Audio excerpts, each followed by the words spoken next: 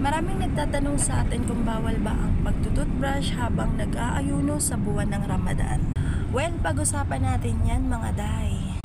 Hindi bawal ang paggamit ng toothbrush at toothpaste sa pag-aayuno, bagamat ito ay nakakatulong upang maging fresh at hindi amoy kanal ang inyong hininga. Nakakahiya naman kasi yung hininga natin na amoy kanal pag may kausap tayo.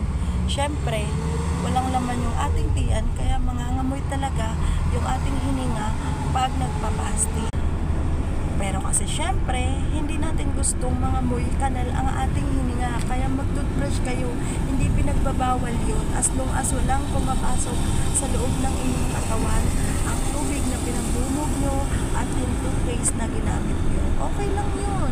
Mag-toothbrush din kayo, okay? Hindi po pinagbabawal yun.